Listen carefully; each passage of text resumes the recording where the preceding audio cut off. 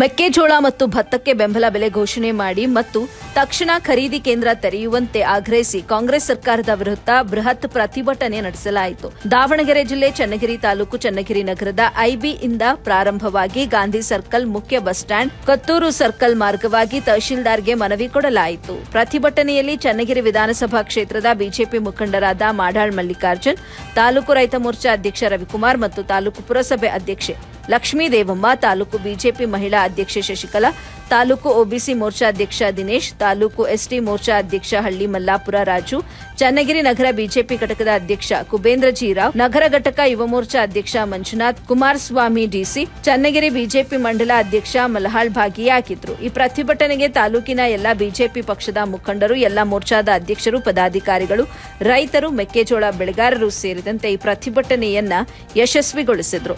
ವರದಿ Nallur Mohammed Asif, AB news Kannada, Channagiri. ಅಂದ್ರೆ ಚುನಾವಣೆ ಸಮಯದಲ್ಲಿ ನಮ್ಮ ಸಿದ್ಧಾಂತಗಳನ್ನ ನಂಬಿಕೊಂಡು ಅಥವಾ ಯಾರು ಕೆಲಸ ಮಾಡಿರ್ತಾರೆ, ಯಾರು ನಮ್ಮ ಮುಖಂಡರುಗಳು ಇರ್ತಾರೆ, ಅವ್ರು ಚುನಾವಣೆ ನಿಲ್ತಾರೆ. ಚುನಾವಣೆ ಆದ್ಮೇಲೆ ಇಡೀ ತಾಲೂಕಿನ ಜನ ಎಲ್ಲರೂ ಪ್ರಜೆಗಳು, ಎಲ್ಲರೂ ನಮ್ಮವರು, ಎಲ್ಲ ವರ್ಗದ ಜನರು. ಇದರಲ್ಲಿ ರಾಜಕಾರಣ ಮಾಡಿ ನಾವು ಅಧಿಕಾರದಲ್ಲಿದ್ದಾಗ ಅವ್ರಿಗೆ ತೊಂದರೆ ಆಗಿ ಮನಸ್ಸು ತೋರಿಸ್ಕೋಬಾರ್ದು ವಿರೋಧ ಪಕ್ಷದವರು ಅಂತೇಳಿ ಎಲ್ಲರಿಗೂ ಕೆಲಸ ಮಾಡಿಕೊಡ್ತೀವಿ. ಆದ್ರೆ ಇವತ್ತು ಏನ್ ಪರಿಸ್ಥಿತಿ ಬಂದಿದೆ, ನಮ್ಮ ಕಾರ್ಯಕರ್ತರು, ನಮ್ಮ ಮುಖಂಡರುಗಳು ಬಿಟ್ಬಿಡ್ರಿ, ಒಬ್ಬ ಸಾಮಾನ್ಯನಿಗೆ ನ್ಯಾಯ ಸಿಗ್ತಕ್ಕಂಥ ಕೆಲಸ ನಮ್ಮ ತಾಲೂಕಿನಲ್ಲಿ ಆಗ್ತಾ ಇಲ್ಲ. ಅವರೆಲ್ಲ ಇಡೀ ಶಾಪ ಆಗ್ತಾ ಇದ್ದಾರೆ ಕಣ್ರಿ. ಒಂದು ನಿಮಿಷ ಜನಗಳ ಕಣ್ಣಿಗೆ, ಜನಗಳ ಶಾಪಕ್ಕೆ ಯಾರೂ ತಡೆದಿಲ್ಲ ಇದುವರೆಗೂ. ಇದನ್ನ ಅರ್ಥ ಮಾಡ್ಕೋಬೇಕು. ದಯಮಾಡಿ ಒಂದು ಒಳ್ಳೆ ಅವಕಾಶವನ್ನ ಸದುಪಯೋಗ ಮಾಡ್ಕೊಳ್ಳಿ. ಕಾಂಗ್ರೆಸ್ ಸರ್ಕಾರ, ಜನ ನಿಮ್ಮನ್ನ ಆಯ್ಕೆ ಮಾಡಿದ್ದಾರೆ.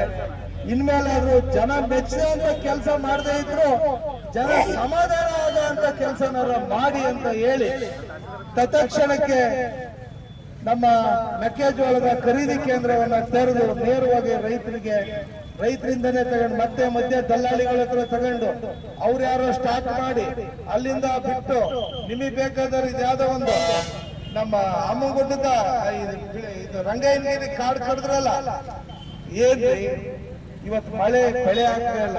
ನಮ್ಮ ಬಗರುಕೊಮ್ಮ ಹೊಡೆದವರಿಗೆ ಸರಿಯಾದ ಅಪ್ಪತ್ರ ಸಿಗ್ತಾ ಇಲ್ಲ. ಅವ್ರು ಹೋರಾಟ ಕೇಳೋರಿಲ್ಲ. ಅಧಿಕಾರಿಗಳು ಬ್ಲಾಕ್ ಮೇಲ್ ಮಾಡಿ ದುಡ್ಡು ಕಸ್ಕೊಳ ಕೆಲಸ ಮಾಡ್ತಾ ಇದಾರೆ. ಪಾಪ ಅವ್ರಿಗೆ ರಕ್ಷಣೆ ಕೊಡ್ತಾ ಇಲ್ಲ ಈ ಶಾಸಕರು.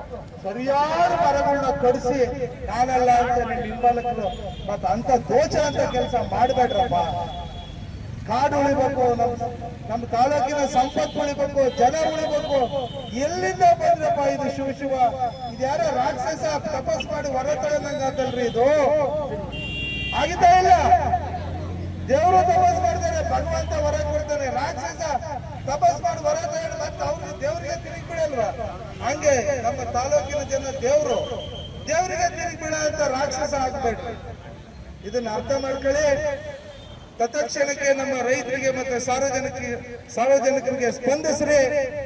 ಎಲ್ಲೇ ತೊಂದರೆ ಆದ್ರೂ, ಎಲ್ಲೇ ಅನ್ಯಾಯ ಆದ್ರೂ ನಿಮ್ಮ ಪರವಾಗಿ ನಾವು ಇರ್ತೀವಿ. ಇದು ಕೇವಲ ಚುನಾವಣೆಗೋಸ್ಕರ ಅಲ್ಲ. ನಮ್ಮ ತಾಲೂಕು ಜನ ಒಂದು ಅರ್ಥ ಮಾಡ್ಕೊಳ್ಳಿ.